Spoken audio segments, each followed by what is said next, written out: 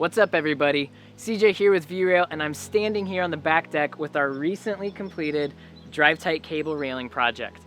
For those of you who have been following along with us for the past few weeks, you've seen the renovation process and you've seen the installation process as well.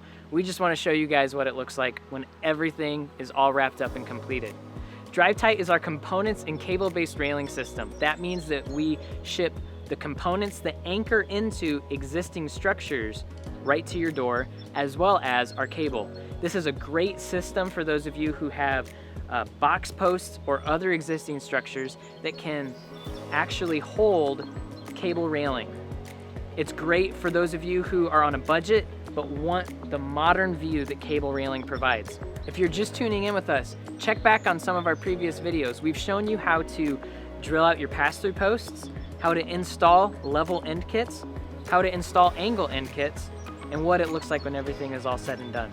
So thanks for following along with us. If you want to see more of our videos, check out our YouTube channel and subscribe, youtube.com/viewrail, or go to our website, viewrail.com. Stay tuned for more installation videos. We'll see you soon.